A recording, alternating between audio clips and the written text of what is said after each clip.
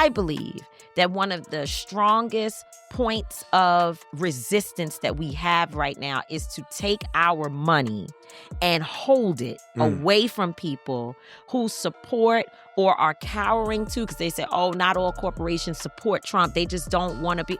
No problem. You don't have to want to be, but I don't have to want to work with you. That's right. To figure out where you truly stand. Pictures of him in a body bag just pop up at my house.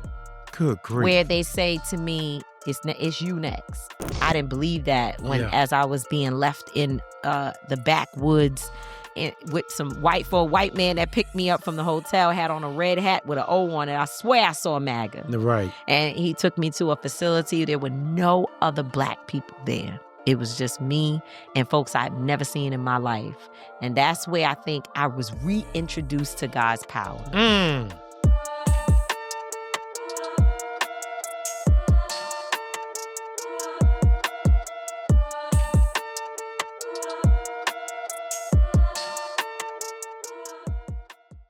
Hey, family, it's Dr. Jamal Harrison Bryant. You are locked into Let's Be Clear. I can't tell you how excited I am. I don't have a guest. I got my sister. So many times you can be so close to history that you don't even recognize that you are in the presence of a history maker. I'm embarrassed because for me to say it out loud will put me in full-blown midlife crisis. But I've known this woman for over 20 years. She was coming up as a young leader in the National Action Network. I was a young leader for the NAACP. And together we have gone through puberty of the movement. We got hazed in the movement, but we're still standing. I'm thankful she is the voice for our generation, has her hand on the pulse of the culture. She's an author. She's a mother. Now she's Nana. Would y'all help me welcome my girl, Tamika Mallory? Hey, man, I am not a Nana. You Nana. I'm grandma, but... That's what she calls you? That's what I hope she calls me when she gets it out. Yes. That I'm grandma. I think there's not enough grandmas in the world. It's true. They became... But you're not grandma ready yet. Yeah. I mean, you don't make brownies. Oh, you don't. So I don't you're do not any grandma. of the No. stuff. The stuff, No. and her other grandmother is the same. She's like, we just not it. Yeah, but no. But we still, we there. We locked in. That's a part of who you are, redefining typology of presumed roles and titles, and having to fight to do so. Yep. People are often say, if you want to be in a box, wait until you're in a coffin. Otherwise, fight to be alive. You've had to fight. I ain't talking about injustice or oppression or gentrification or DEI. You've had to fight to suntan. Absolutely. You've had to fight to take a vacation. Let the world tell it. I'm supposed to wear a sweatsuit on the beach because I'm not allowed to wear a bikini. I'm not allowed to have a good time. Definitely not allowed to take a vacation. But, we've pushed back against those norms. I think both of us, and by the way, I'm so proud of everything that you are doing and have become. I was saying earlier that I watched you and you were inspiration. I mean, as we come up, we're supposed to look at the generation before us. Since you're so much older than me, I have always admired the way. But seriously, just watching you grow and knowing that you weren't trying to be perfect. Right. While somebody tried to put you in that perfect box, it's not a real thing. But you've been perfect in your own way. Yeah. And you have really stayed committed, and committed to the movement at the same time. No, thank you. You said to me years ago, we were in Louisville, Kentucky. You said, hey, I'm with you even when it ain't popular to be with you. That's it. And you are a rare breed of friend in a cancel culture. People will change friends like they change sunglasses. How did you find the fortitude to be friends under fire? Well, first of all, I come from parents like your parents. Yeah. They in the fire with you. And I know yours have been with you, and, so much love to your mother. Thank you. A beautiful woman who raised us with a little bit of heavy hand. Oh, yeah. My mother was no joke. Oh, and yeah. She is no joke still. And my father, he was a little bit different. My dad has always kind of been like my guy. Yeah. Whatever I'm doing, he's just shaking his head but not saying much. But my mother's like, I need to whoop your ass. We have the same parents. We have the same parents. Tonight, you need a whooping. She's still saying that. And I'm 44. And I think that's where it started. Learning from two individuals what it is to be authentic, to be real. And my parents have never been fair weather people. My parents were with Reverend Sharpton since I was young girl, when he first started NAN. So that's 30 years ago now. And you know what he's been through. Oh, yeah. Many changes. The media after him, the investigations, the community. Some folks don't like him for this reason or that reason. And they have been consistent even when they felt the need to say, hey, we're not necessarily comfortable with this, or maybe you should look at things a different way. But they have stayed consistent. So it was modeled behavior that I learned that you don't just run away from your friends. And I'll tell you that once I started going through my own stuff, which is when you really learn what it looks like for people that you thought would be with you to turn their backs. And by the way, some of them people we've been there for. Oh, yeah. And they run, when crises come up. So I don't ever want to be that. The behavior was modeled for me in a certain way, and I'm trying to model that for my son and my granddaughter as well. I never, Tamika, had a cigar till I was 40. Right. You didn't get to do a lot of things. Yeah. I didn't even know what hookah tastes like till I went through divorce court. So when I read in your first book how you were trying to navigate your own pain and suppressing that through prescriptions, I was like, where are we not finding an outlet? Because the church has so put us in plexiglass that anything you do to disconnect is looked at as sin. Absolutely. Anything you do for release. And, even though you have a different, your process has been different because you've been like in the church, in social justice, but of course in the church. Right. And I go to church. I'm a member of a church, but I was not raised as a preacher kid or PK as it's called. I was not raised, in the pulpit. But still, the civil rights movement that I grew up in was very much so aligned with the way in which the church operates. Right. And so it's the same, the judgment, and people who are not perfect trying to box you into what you're supposed to be. So, by the way, my clothes, I wasn't allowed to have, a skirt above a certain thing, and I did it anyway. Right. So the defiance made people characterize me as being too fast, too whatever, unwilling to listen, when in fact I was just trying to be young. And that's I got to a certain point where I finally said, you are not going to take my youth from me. Wow. I'm not going to be looking like an old woman. Yes. In fact, when I finally decided to just change and become who I wanted to be, I would notice that people would say, you look so young, because I was trying to look older. Yeah. I was wearing makeup a certain way and wearing my clothes a certain way just so that I could fit into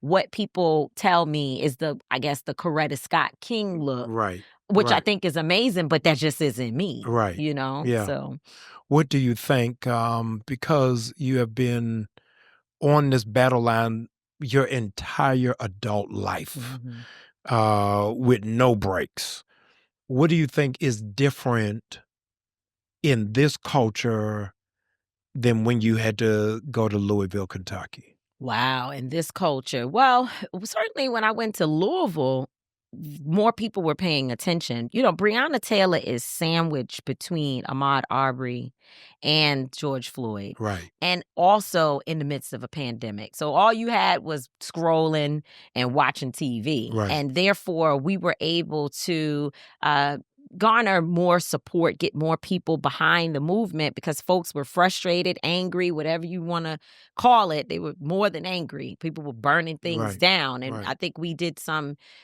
we helped in a lot of ways to give people direction that would not be all about destruction, but instead finding ways to turn that pain into actual power. In Louisville, we were able to put people in office, they never ran for anything. And they Right. were like, oh no, we're going to change our community.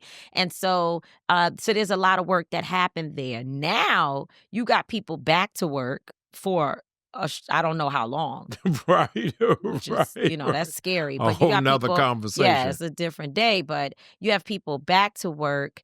You have folks that are so burned out from giving their all 2020 and 2021, maybe even some of 2022, to be in the same place again, if not worse in some ways. Right. Now in 2025, folks are just like, listen, call me when we figure out what we're really doing. Yeah. And that it's a little frustrating because I feel like the work it's a continuance and it never ends. But there are people who have just put it down. Like, I just can't live in a constant state of fighting. And now we know that a lot of people have turned to the idea that we just got to make some money because we clearly are not going to get justice through the system. Right. So now it's just got to be an economic fight. And I don't believe that those two things have to be exclusive of one another. I think that they both have to be aligned. So we're in a dance of what will the movement look like today. Yeah.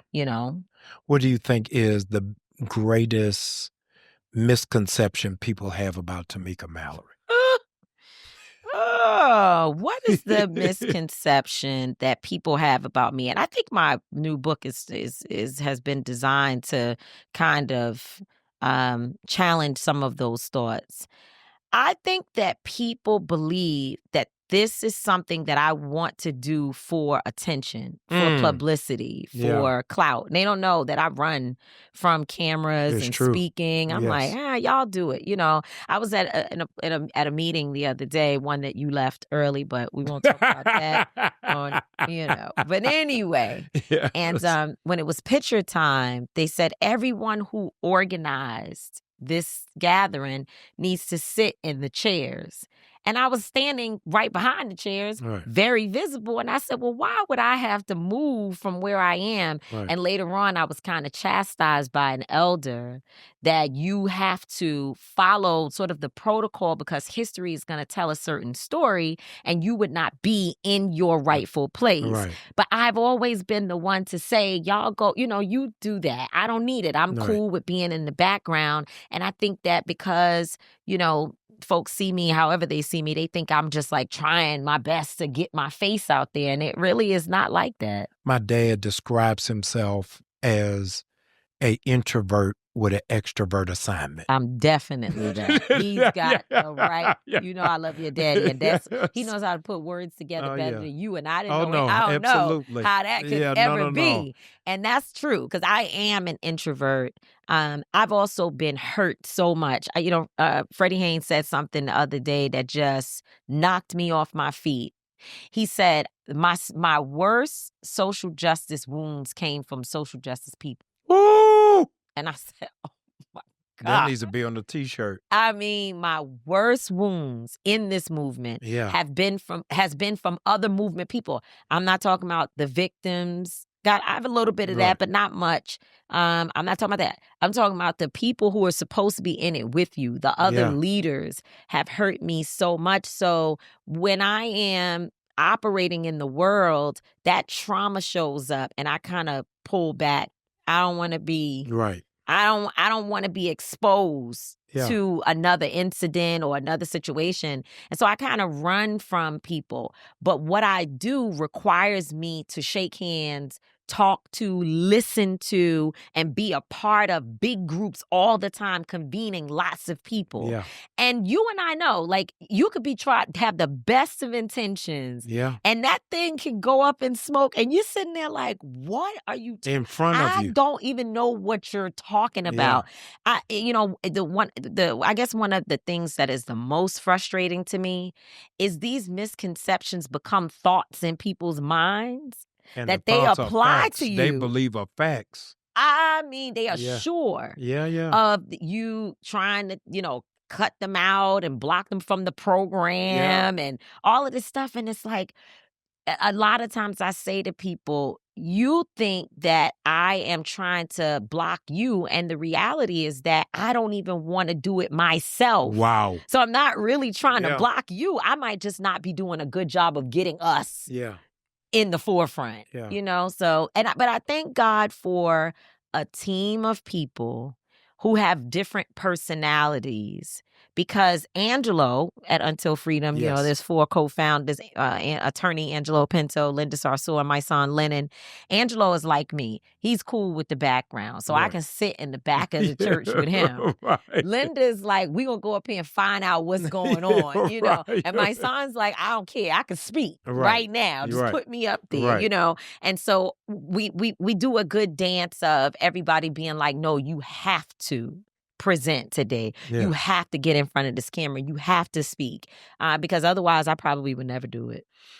With all that is at stake, just in the last week of they erasing the police files of all the police officers, them saying that segregation is now legal in federal spaces, them deleting the files of veterans who have like Jackie Robinson. Like Medgar Evers, who fought valiantly. I said to somebody, Black people don't have the luxury of choosing a battle. Right. We got so much on us. From your vantage point, what are the 2 top things we need to focus on in this Trump administration right now? So you talking about the Musk/Trump yes, administration? Yes. It's definitely President Musk and co-president Trump. I don't know the answer to that because there's so much to your point. What I do know is that we cannot take our finger off of the pulse of things happening in our communities while all this crazy stuff is going on. What I mean by that, Until Freedom does a lot of gun violence prevention work.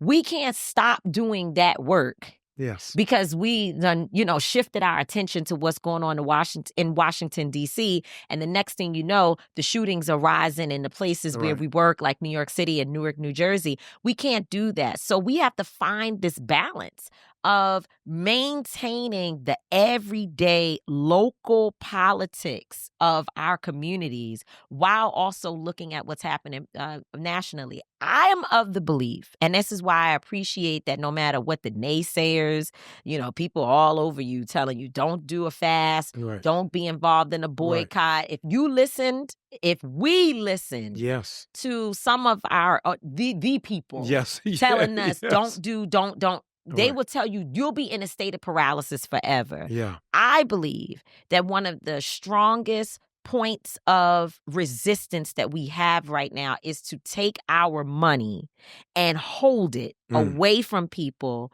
who support or are cowering to, because they say, oh, not all corporations support Trump. They just don't want to be. No problem. You don't have to want to be, but I don't have to want to work with you to figure out where you truly stand. Why do I have to give my money to a corporation that's following a fascist administration, an authoritarian government? Why do I have to do that? No. I don't have to get, and by the way, I can go take my money over here where they're actually saying, I stand with you. So what you telling me is I still got to fly on this airline that says they're getting rid of all their diversity, equity, and inclusion programs. And I can't say, well, I'm going to stick with this one over here that does have it. Like, come on, common sense. So I don't know what the 2 issues are because I care about women, and women are under attack. I care about Black men, young Black men, and young Black men are under attack. Who do you think will be the ones to be impacted by there not being data to show which police departments have the worst history and practices of abuse against us? It's going to be young Black men. I care about people who don't have jobs. Wow. Right? Like that's going to lend itself to the other things. So when people don't work, your kid in your household who can't get the basic things that they need, they become the shooters. Yeah, I think different than the civil rights model under this Musk-Trump administration, we have to get in a room and say, people pick a lane. Pick one lane. Yeah. It ain't no civil rights leader. Yeah, that's gone. Because with so much going on, there's got to be a group or an individual who's dealing with African immigration policy. Absolutely. Somebody got to deal with the dismantling of the Department of Education. That's right. Somebody else on saving HBCUs. Somebody else on the women's right to choose. But I think that this whole King model is gone. Right. No, it is. And the way I see it, I believe in the Ella Baker model of decentralized leadership that yet it's decentralized, but it doesn't mean that there is not a moment when certain people, there's a focus on what they are doing in that moment. Yes. I don't have a problem saying we're going to all put our support behind the Target fast, or we're all going to put our support behind, as you said, someone who might be working on issues with the Department of Education, the lawyers who are out here filing lawsuits. But we've got a lot of people, let's just keep it real, that have an issue with the spotlight being on anybody but themselves. Ooh. Yeah. They just, so that means that the movement can't move because it's not about me. It's not about everyone focused on me. And you know who those people are, because when we do things collectively, they don't ever seem to want to participate. Wow. No, it's true. And it's true in the Black church.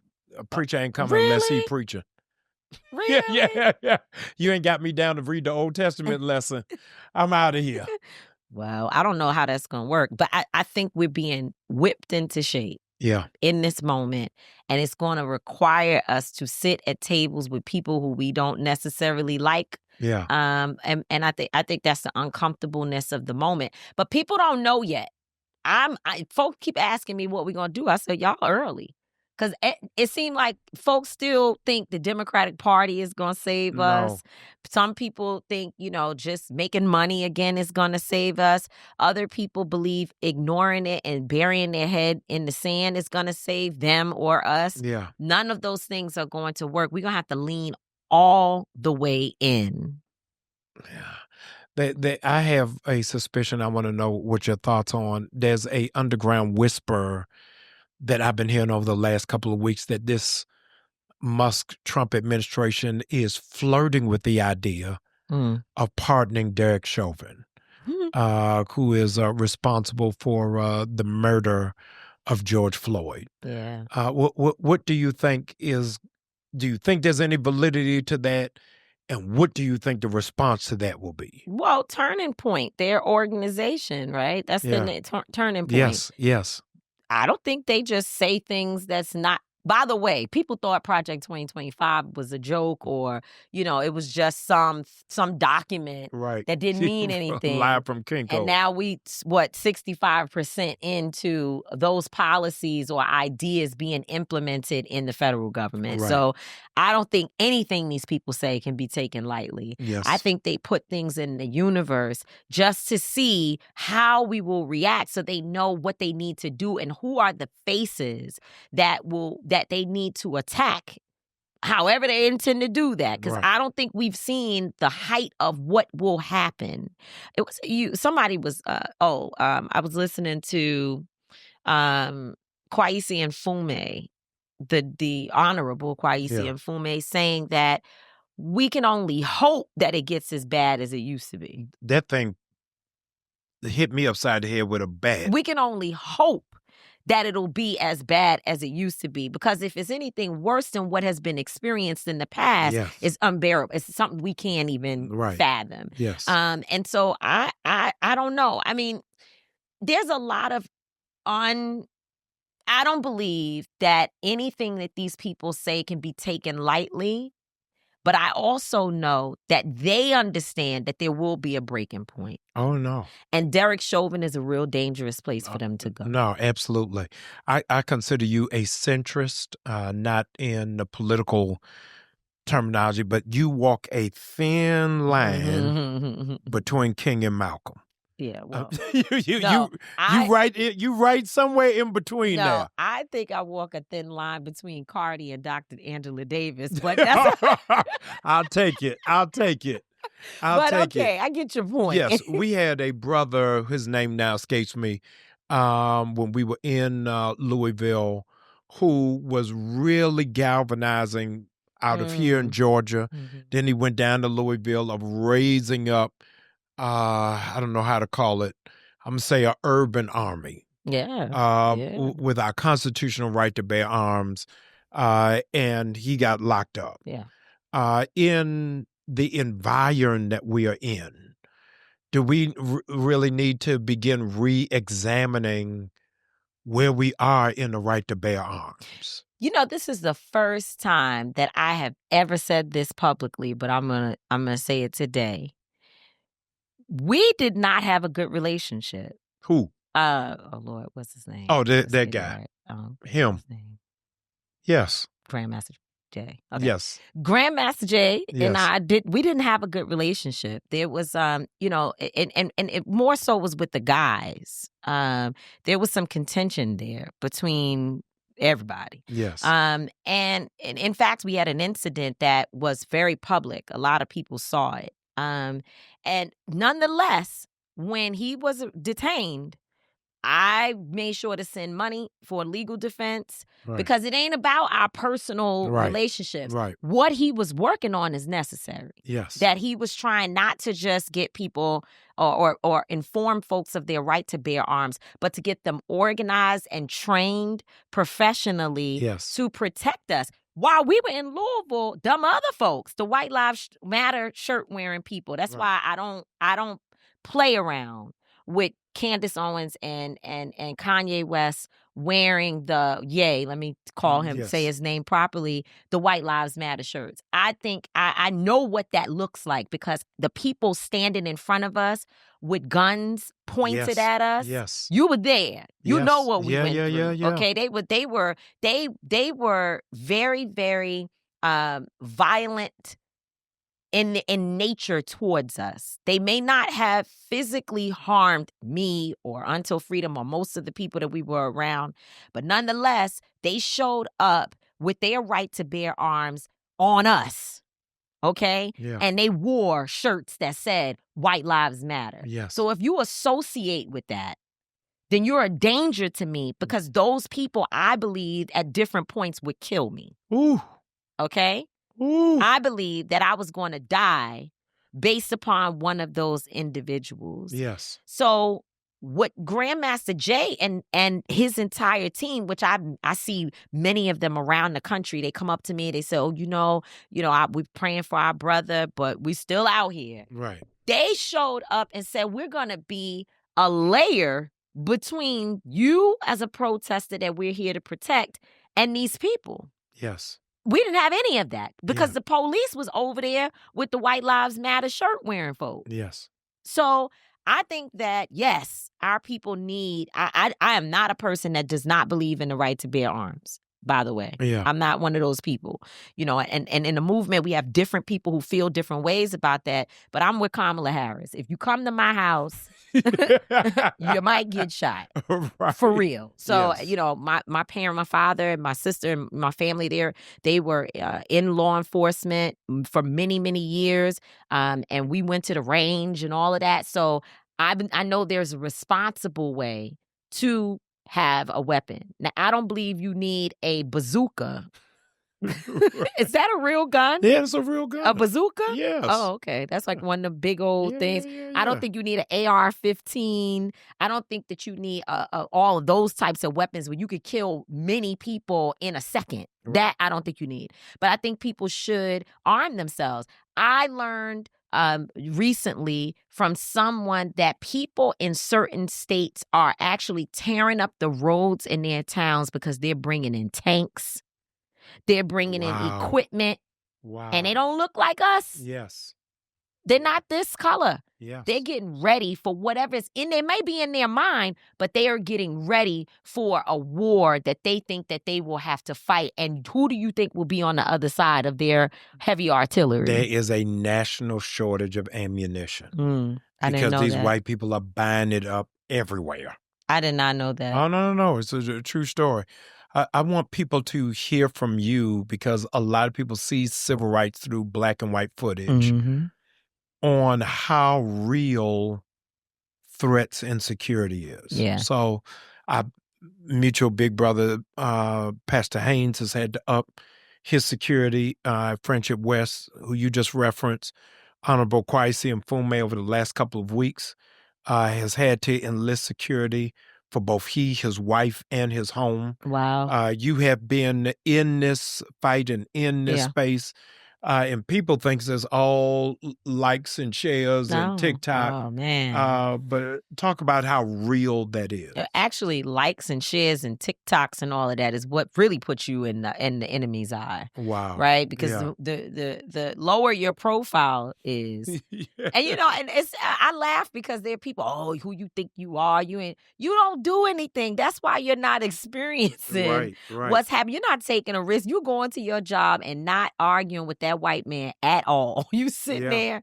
quiet. Here I am showing up, fighting for you, me, and everybody else. And what you think they're going to do? So the exposure absolutely puts us in danger. What I have experienced in my life in terms of death threats is something that I watched other people go through. And since I'd not experienced it, since, I didn't live during Dr. King's time and I didn't understand that. I thought it was a they thing. I never thought anybody would send a picture to me as a woman of my son's father's body in a body bag. I never thought that would happen to me. I just never imagined that it could get. Wow. Oh, yeah. During the summer of 2020. I didn't know you didn't know that. No. Oh, man. So in order to get access to the pictures of my deceased son's father, Jason Ryans, in his body bag, you got to be aligned with law enforcement somehow. You got to be, because first of all, his case has been sealed for a long time. He's been gone now 22 years. And at the 18, 19-year mark, pictures of him in a body bag just pop up at my house. Good grief. Where they say to me, it's you next, right? I never, in my mind, I had to sit for days with, have I put myself in a situation where now this is my reality? Mm-hmm. I thought I was just doing the right thing, but I found out in that moment that the right thing could get me killed.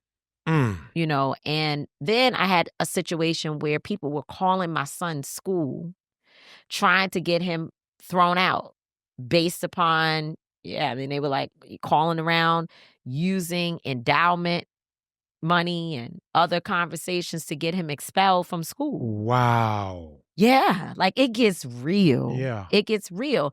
And how do you pay to keep 24-hour security? Where do you get the money from for that? Right? I have family members that send money to me monthly to make sure that I have what I need so I'm not traveling by myself. Yeah. Like it gets that serious. And I think a lot of times people miss that because they've never dealt with it, just like I didn't understand it. Yeah. I didn't know. I thought you could just go out there and just say, fight Free the power, until I found out that every pump is somebody who's watching you, and that fist pump is making them more and more angry, and there are people who will actually take your life. When we were in Louisville, Kentucky, there was a helicopter, and this has been documented. Yeah. It was online. I took video of it as it happened to us. There was a helicopter that used to come to our home multiple times a day and just fly around, just fly around. So eventually we were like, okay, maybe it's the police department. We have a friend who went to do some research. She worked inside the system. She came back and said, the police department they don't know anything about these drones, these helicopters. And one day I went out there, I made up my mind. I said, you know what I'm going to do? When a helicopter gets low, because they were getting so low, you could see their faces. So when the guy opened the door and was kind of hanging out of the helicopter, I took a picture of him, and the helicopter left and never came back. And I have it on my phone. Ooh. That's how we were living. In Louisville. And meanwhile, people talking about, y'all out there just you just want to be in the newspaper. Listen, if that's what the newspaper brings you, y'all can have that. Because that's real stuff when you can't sleep because you're not sure. There is a picture of the 4 co-chairs of Until Freedom on the sidewalk in the middle of the night because security woke us up and said there are people in the bushes and police cars circling this house and we don't know what's going on. And we decided we're not going to let them come up in here and kill us. They got to kill us on the curb. I'm grateful you were covered. Well, you came many times. Yeah, but you didn't tell me about the bushes when I got there. I didn't tell you about the bushes before you came on purpose. The helicopter. You might have said, I got my around own. What we eating? But you was wearing a vest. Yes. You were wearing a protection vest. Yeah. Because it was serious out there. No. It was dead serious. What is the biggest thing you regret in your public life? Whew. Jamal, you trying to get the tears rolling. Let me say it this way.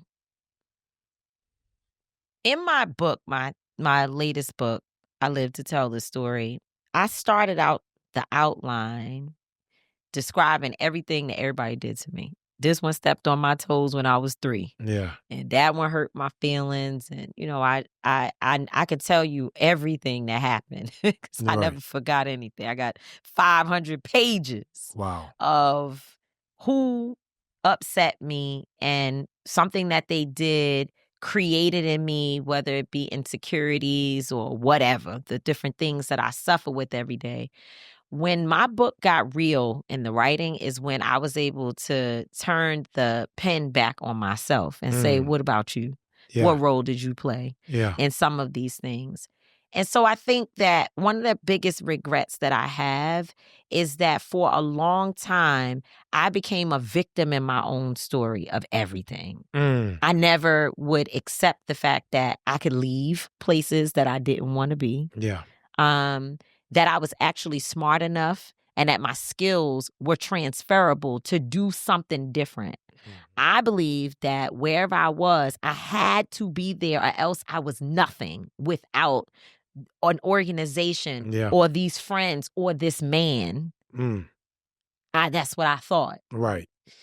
And in growing up now, I'm realizing that I made a lot of mistakes based upon believing the theys in my head that told me I wasn't enough. And I think that, now I'm trying to make up time for some stuff that I missed out on because I just wouldn't step out on faith.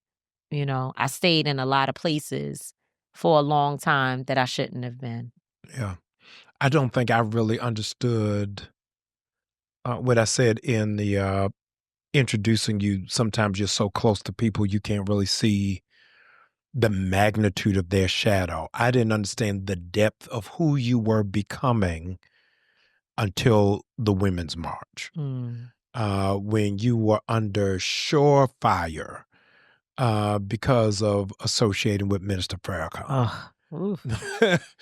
That moment had to have been, I'm going to say, your rites of passage in the public That's assassination. The moment when you learn if you're a leader or not. Yes. Can you handle it? Yes. Tell me, when you think back to that season, what immediately comes to mind? What immediately comes to mind for me, thinking back around then, was my mother saying the day that I was headed to Savior's Day, I don't think you should go today. And I didn't listen. In fact, I argued back with her. What are you talking? People not going to try to make me different from who I am. Right. I'm standing on business. I'm Black. And that's it. And it wasn't that she was saying she wanted me to act, other than what I had been taught. It's not that she was saying that she wanted me to change. What she was trying to say was be strategic. That now here you have this massive profile. You just finished the day before telling white women in mass, thousands of them, this wasn't the first march, this was the second march, to take their pink pussy hats off and throw them in the garbage because you ain't standing up for Black women and you're a part of the problem. And she said, you just finished saying a whole lot. And now you're going to go run off the plane from over here, challenging white women. Right. And the white women were eating it up. So it's not like the white women that I was talking to were upset about it. Right. They were like, you right.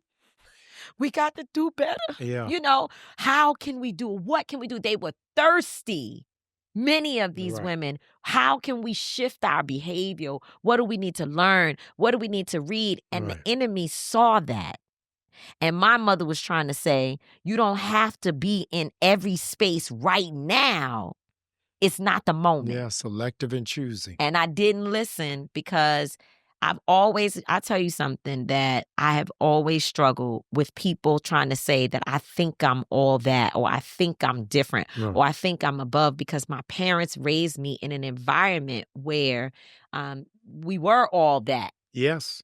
We were all that. Yes. You know, when we were young, in my house, we had Nefertiti hanging from the wall. They was walking you over to it saying, let me remind you of what it means to be a Black queen. Yes. That we did not come from enslavement. That these are leaders, people you need to read. They had dolls in my house that we used to change the clothes to kente cloth. Like, you know, my family, we were super duper Black. Yes, you know, even in the projects, when we walked through, people raised their heads to speak to my father, right? Yeah. Even if they were getting high, they could have been shooting up, and they still would look up and say, Mr. Mallory, how you doing? Because that's how my parents walked. And I allowed that to make me feel like I was corny. Like I was whack, because that's what the kids would say. Like, oh, you think you're all that.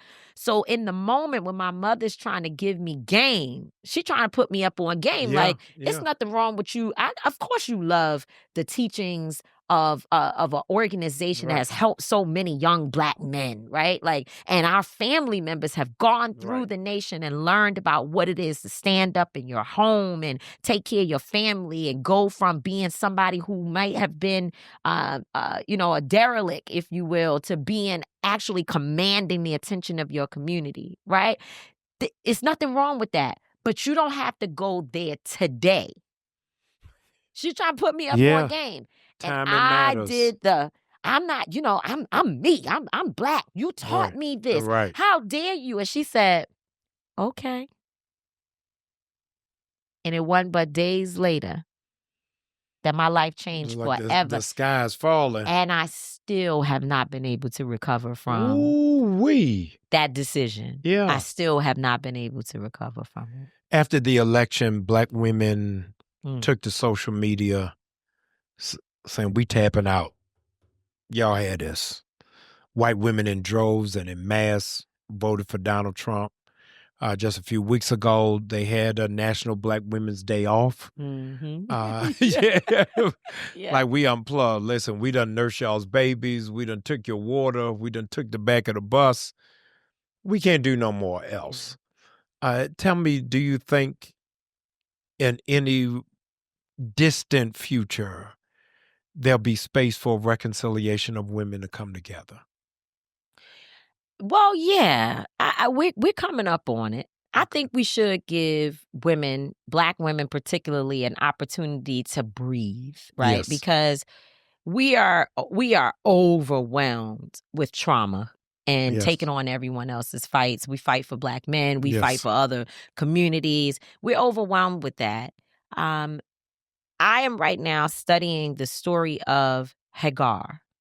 Is that how I say it properly? Hagar. Yeah. And I'm studying that because I have to, every now and then, y'all be making me give a sermon here and there. So, and by the way, she preached that New Birth a couple of years ago. Did. Go back and pull it up. And it was actually all right. It was better than that. It was great. I almost gave her a license that day. I didn't want Dr. Richardson to take my head off for beating him to the punch. And in this story, the thing that I notice is, she is an enslaved woman, basically, who's a mistress to Sarah's family, right? Having children for another woman who can't have children, and being mistreated. And she gets tired and says, I'm a runaway. And I think a lot of Black women are there. I'm running away. I'm checking out. But what she finds out is that God goes looking for her. And she says, you see me. Oh, yeah. You see me. Yeah. I didn't know I was seen. I thought I was a reject. I was thrown out. It's almost like, does God even exist? that we can keep on just being beaten down over and over and over again. After everything that we fought for, we are tired. And so we do feel like running away. Yeah. But God does see us. And I actually asked Dr. Richardson, I said, what you think about me putting, Dr. Richardson is my pastor for anybody who's listening. W. Franklin Richardson. Grace Baptist Church, Mount Vernon. And I asked him, what do you think about this particular passage being something that I want to talk about during Women's History Month? And he said to me, well, you know something, baby? His ways are not our ways, right? His thoughts are not our thoughts. Yes. And so while we feel in this moment that we just can't continue, he sees us. Absolutely, all day. And we're going to be reintroduced to the struggle, but we're going to have a renewed spirit. Yeah. We're going to know exactly, we're going to be real clear about how to fight. And we're going to be leaders in many ways of ensuring that, as we know in the story, her son, he became sort of king. Yes. Over many. Yes. And so we just need some rest. We need to be allowed to go away and rest. But when we return, we will ensure that our communities are standing stronger than they were before. I don't know how long that's going to take, and I don't think we have as long as some Black women believe. Yeah. But I do believe that we deserve the right to take a moment. Being a native New Yorker, you would have a much closer seat than me coming out of Baltimore, even in Atlanta. What do you think will have to happen for us to forge a real Black and brown coalition? Because I often hear about the coalition, but Tamika is only the language we speak. I don't hear it on their side of the aisle. And a lot of them are in shock and awe because the Latino Hispanic community in large numbers supported Trump. They did. And now they like, who shot John? Where am I? Right, because they didn't walk around the federal buildings and say, who did you vote for? You get to keep your job and you don't. And that's a problem that many people have. And it's in the Black church. It's in the Black community. We don't, we upset with immigrants. We don't like the LGBTQIA community. We just, we are hoping that we can get free while being a part of oppressing other people, and it doesn't work. Never. If they hate you, they hate me, right? Yes. They hate all of us. They hate anything other than white men, and then white women get a pass to have their babies and do administrative work. In fact, part of the reason why they want to get rid of so many people is because they need to have a place for white women to go back to serving them. Yes. In the office space, where they can be the corporate leaders and have their women to take on certain roles that we're in. So they got to shift the immigrants, push the Black people down into those jobs, and then put their people in position. And so what we have to understand when you're talking about the Latino community, they were okay with it some of them, they were okay with it as long as they thought it would be exclusive of them. I had a woman ask me, but they're only sending away criminals, right? And I said, oh no, sweetheart. And I went to show her that there are people who are actually grandmothers, American citizens that they had to bring back after they deported them. And she said, oh my God. And I said, oh, you voted for him. Yeah. You stuck. You did it. The canary in the mines. You did it. So do I think that there's a real coalition? Certainly, I believe that they exist. I think about Carmen Perez, the Gathering for Justice. Yes. This is a woman who's Mexican-American who fights so much more. She fights more for Black people's issues sometimes than her own. It's true. And, and I even think about somebody like Fat Joe, who's a celebrity who, whenever we call him to say, Joe, we need you to be engaged on Black issues, right? He shows up. He's there. So it exists. But they have a lot of work to do with their own community. A lot of work to do with their own community because the ignorance is so clear that people think anything that's closer to lighter skin is better than being Black. In fact, sometimes I be saying to myself, Black is tough, Oh, yeah, Doc. no, it's Like, a double. You pulling a double overnight. damn, Yeah. it's cute. We Yeah. sexier than, Right. any and everybody. Right. But damn, being Black. So I can imagine that there are people who feel like I have to run away from Blackness as fast as possible. And again, in this moment, they're whipping us all enough that the alliances are going to come in places that we never thought, because we're going to need one another. A year ago, I would have never asked you this question. A year ago, 6 months ago, I wouldn't have asked you this question. Elaine Brown, Angela Davis, Nikki Giovanni, Jasmine Crockett, Tamika Mallory. Are you ever going to get married? Oh, I don't know, Jamal. Now, I got an answer for a lot of things, but I don't know. I'm going to get married, yes, at some point. But my mother used to say, don't do everything while you're young, because when you get old, there's nothing left to do. Wow. And I think what happened to me is that, and you got to read the book, there's so many relationships and trauma that I have that for the first time in my life, I'm clearing the playing field. Nice. I'm chilling. Yeah. It's air. And that doesn't mean I'm not dating. It doesn't mean I don't have a friend here and there and do what I need to do. But I'm living. I mean, listen. Hey, we grown. listen. This is for adults. I get it. Yes, I saw your wife walking in the airport talking about, I'm so happy to be home to my husband. Oh. She said, I hope he got his strength, Jesus. I collapsed twice.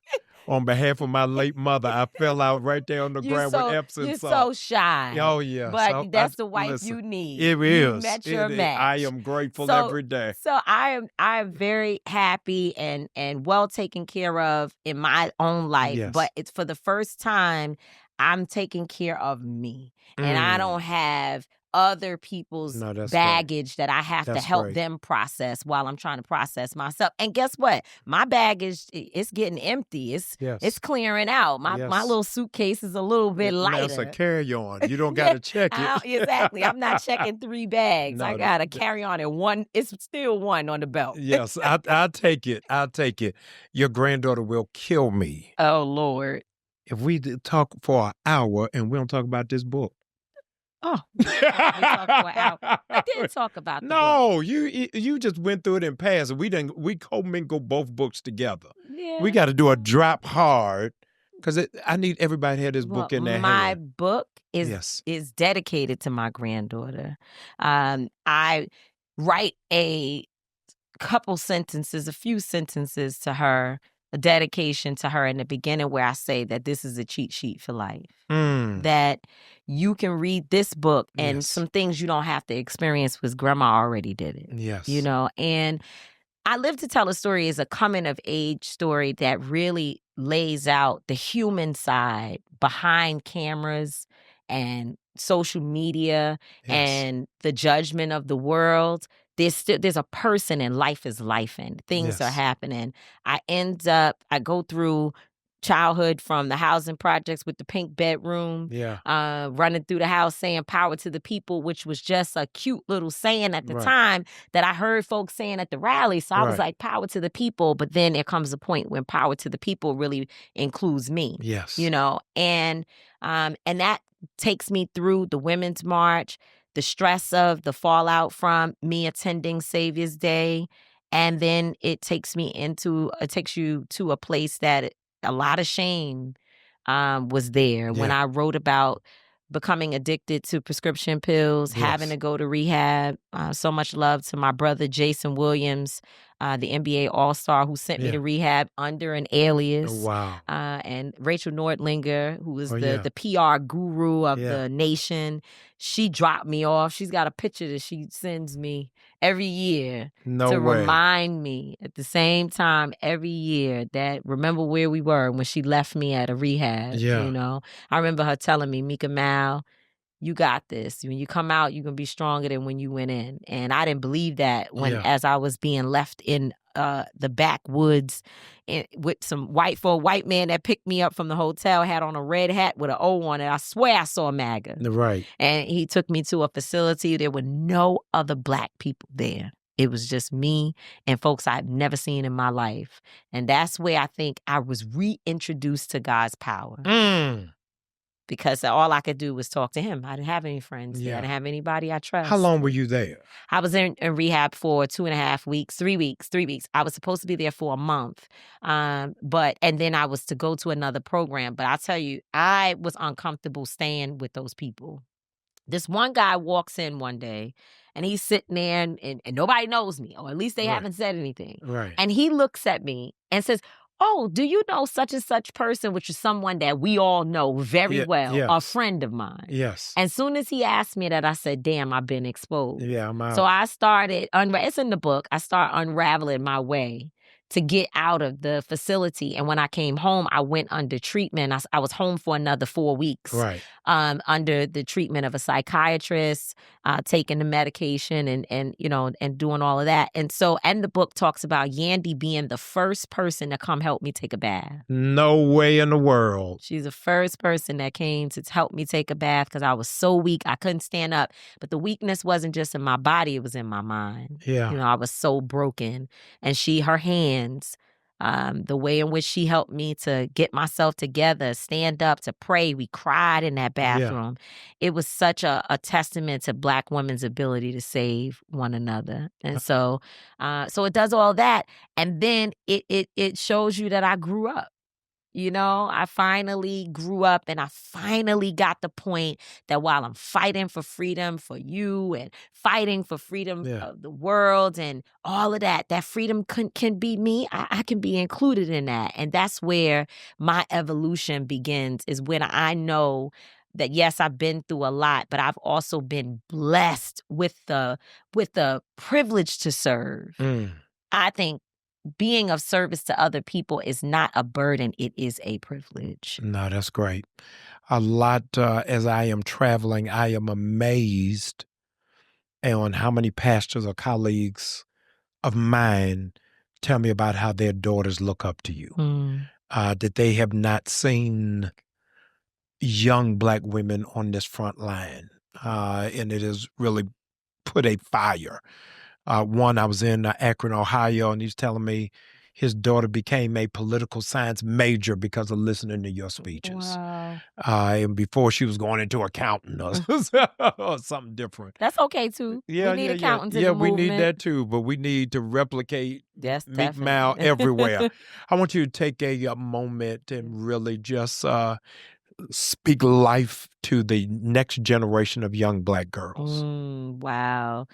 I'm asked often what was sort of the thing that I feel like stopped me from, at one point, becoming as great as I could be. And I think I'm on that path now. But there was a time when I would just, again, sit in the background and thinking I wasn't enough. I tell all the young women around me, address the theys in your head. Because there's a lot of people telling you a story about yourself that you believe and carry with you. And then in the room, when you have a moment to shine, they pops up and says, you don't know what you're talking about. Right. You're not smart enough. You're not prepared. Yes. And in fact, your instincts actually are so important for you to be able to tap into what's inside of you and know that everything you need, you already have, And so I just say, have confidence in yourself as a young Black woman. Know that we have something that no one else has. Yes. It's in our stomach. It's in the way in which we move. It's in our hips. It's in our hair. It's in everything about us. So there's no way that you don't know what to do, because you are already everything. It's all in you. Just be prepared. Just be prepared. A young woman asked me in New Orleans on my book tour, what would you tell me to do? I'm ready, but I don't know what to do. And I said, prepare yourself so when the moment comes, you could just walk right in the door. Yeah. Just be prepared, but know that the power is already in you. It's ancestral. Yes. We already have it. We just cannot allow our minds, this culture, to tell us that who we are isn't enough, because it's more than enough. Jasper Williams, an old Baptist preacher, said, there's 2 times you want to preach. When a preacher didn't preach good and when a preacher did well. And either time you want to preach. Listening to Tamika Mallory, reading Tamika Mallory ought to make you want to do more. Ought to stretch you outside of your comfort zone, destroy every box, hear this, that you put yourself in. You defy the odds, that you go through even your season of vulnerability and brokenness and find out how to build again. And one of the words of the great psalmist, not Mahalia Jackson, but the Mahalia Jackson of my generation, Aaliyah. If at first you don't succeed, pick yourself up and try again. I'm shutting down, but I'm not closing out. Those of you who are subscribers, you got to come with me into the next room. Exclusive conversation with the radical, revolutionary, liberation thinker, Tamika Mallory. I can't do it all out here. I'm not going outside. You got to come inside. But in order for you to do it, you got to subscribe right now.